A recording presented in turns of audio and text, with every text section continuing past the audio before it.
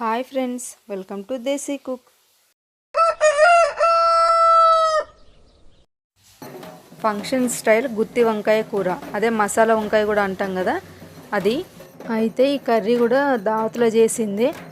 మీరు ఈ వీడియోని ఎక్కడ స్కిప్ చేయకుండా పూర్తిగా చూస్తే మీకు డీటెయిల్గా అర్థమవుతుంది. మీరు కూడా ఇంట్లో చిన్న చిన్న ఫంక్షన్స్కి చేసుకున్నారంటే పక్కాగా 100కి 100 మార్క్స్ ఖచ్చితంగా పడతాయి మీకు.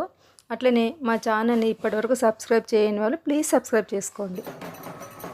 ఫస్ట్ అయితే ఈడ కర్రీలోకి మసాలా పేస్ట్ వేస్తాం కదా గుత్తి వంకాయలోకి, దాంట్లోకి పల్లీలు ఫ్రై చేసుకుంటున్నాడు.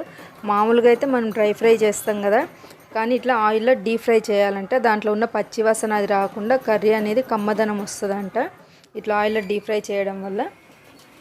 అయితే ఇప్పుడు ఇక్కడ చూడండి, ఇక్కడ కనిపిస్తున్న గిన్నెలో ఆల్రెడీ కొబ్బరి పొడి వేసిందనమాట, డ్రై కోకోనట్. దాని మీదనే వేయించిన పల్లీలు వేసేస్తున్నాడు. అంటే ఇది ఒక చిన్న టిప్ కానీ ట్రిక్ కానీ అనుకోవచ్చు. ఈ కొబ్బరి పొడి ఫ్రై చేయలేదన్నమాట, ఈ పల్లీల వేడికి అది ఫ్రై అయినట్టు అయిపోతుందంట. కాబట్టి పల్లీలు వేసేసిండు. తర్వాత అదే ఆయిల్లో నువ్వులు కూడా సేమ్ ఇట్లనే వేసి ఎంబడి తీసేయాలంట మాడకుండా. ఇది ఇప్పుడు పేస్ట్కి రెడీ అయిపోయింది. అంటే ఏమేమి వేసారంటే పల్లీలు, నువ్వులు, ఎండు కొబ్బరి పొడి. ఇది గుత్తి వంకాయకి వేసే పేస్ట్ ఇది. అయితే నేను కూడా ఇంట్లో చిన్న చిన్న ఫంక్షన్స్ అయితే కదా, ఒక 30-40 మెంబర్స్కి నేను కూడా ఇట్లనే ఫ్రై చేస్తాను. కానీ మరీ ఇంత డీప్గా అయితే చేయను, నార్మల్గా చేస్తాను అనమాట. కానీ టేస్ట్ మాత్రం నిజంగా చాలా బాగా వస్తుంది. జీడిపప్పు వేసిన ఫ్లేవర్ వస్తుంది అనమాట పల్లీలు ఇట్లా డీప్ ఫ్రై చేసి వేస్తే. నెక్స్ట్ వచ్చేసి కూర వండడానికి ఇంకో బొగనే పెట్టేసుకున్నాడు. ఇప్పుడు అదే ఆయిల్ తీసుకున్నాడు అనమాట కర్రీలోకి. ఆల్రెడీ వేడిగా ఉన్న ఆయిల్ కాబట్టి ఇప్పుడు అందులో జీలకర్ర, అట్లనే కొన్ని ఆవాలు కూడా వేసిండు.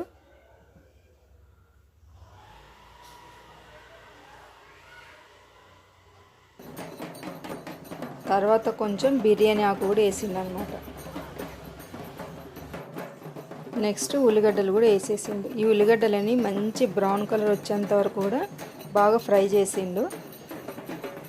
అయితే ఇందులో కొన్ని ఇంగ్రీడియంట్స్ వేసేటప్పుడు కొంచెం మిస్ అయింది అనమాట. తర్వాత అది ఆయనతోనే చెప్పిస్తా, ఒకసారి డైరెక్ట్గా వినండి.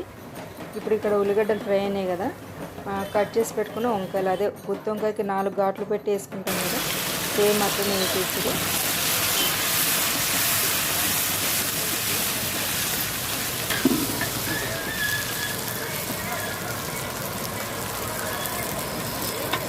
వంకాయ మసాలాకు జనరల్గా ఆయిల్లో ఫ్రై చేసి పక్కకు పెట్టుకుంటారు.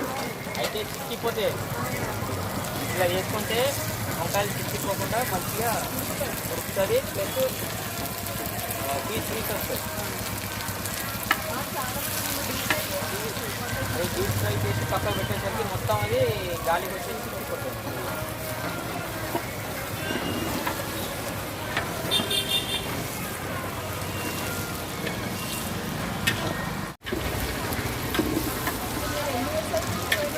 నాకు 22 years వస్తుంది.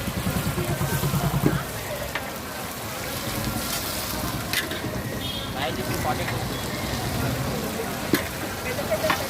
పెద్ద 4,000 మంది వరకు చేస్తాం.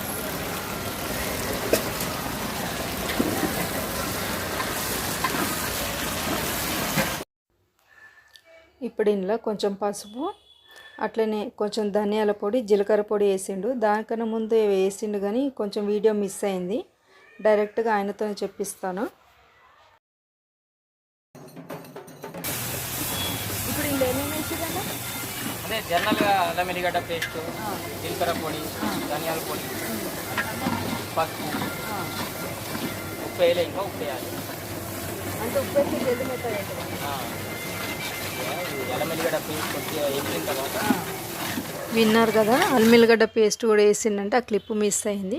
నెక్స్ట్ వచ్చేసి ఉప్పు కూడా వేసి ఈ వంకాయలు ఆల్మోస్ట్ ఇట్లా ఆయిల్లో కలుపుకుంటేనే మగ్గియాలంట.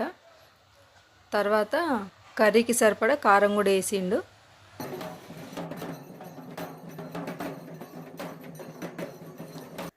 ఒక్క 2 నిమిషాలు అట్లా ఫ్రై చేయగానే ఎంబడే కూరకు సరిపడా నీళ్ళు కూడా పోసేసిండు అనమాట.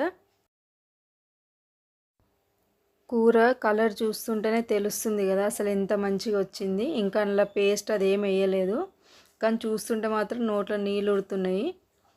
ఇట్లా కంటిన్యూస్గా ఒక 5 మినిట్స్ కలుపుతున్నాడు. తర్వాత ముందు పేస్ట్ చేసినాం కదా పల్లీలు నువ్వులు, దాంట్లో కొంచెం వాటర్ పోసి పలసగా చేస్తున్నాడు అనమాట. అది కలిపేలోపు కూర మాడుతుందనేసి నేను కొంచెంసేపు కలిపినాను. కానీ బగారా రైస్లోకి ఇట్లా గుత్తి వంకాయ కూర మంచి కాంబినేషన్, అసలు బెస్ట్ అంటే ది బెస్ట్ కాంబినేషను. ఈసారి మీరు కూడా గుత్తి వంకాయ వండితే సేమ్ ఇదే ప్రాసెస్లో ఒకసారి వండి చూడండి. తర్వాత ఆ పేస్ట్ అంతా కూడా కూరలో పోసేసిండు.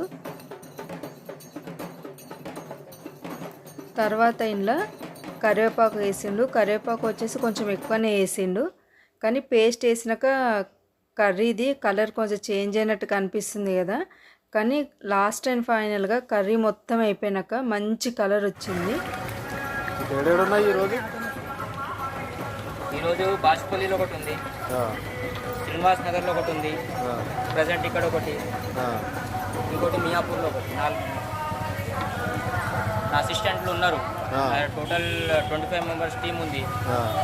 దాంట్లో నా అసిస్టెంట్ మాస్టర్లు 4 ఉన్నారు నా దగ్గర, నా చేయి కింద. అయితే వాళ్ళకి అక్కడ సెట్ చేశారు. ఈ క్యాటరింగ్ పేరు ఏమైనా ఉందా? JS cooking and catering. JS cooking and catering. Area Jagadgiri గుట్ట, మక్దూమ్ నగర్.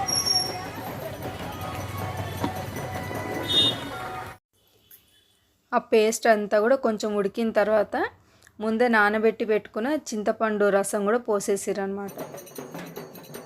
ఇది పోసిన తర్వాత స్టవ్ని మొత్తం సిమ్లో పెట్టేసి మంచిగా దమ్మిచ్చిర్రు కూరకి.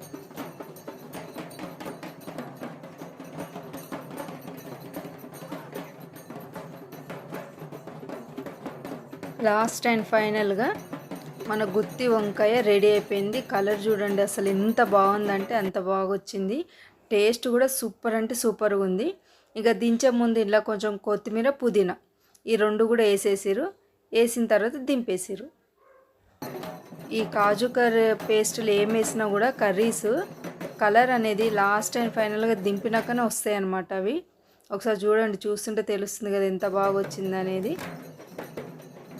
ఇప్పుడు చూడండి గిన్నెలకి సర్వ్ చేసి చూపిస్తా.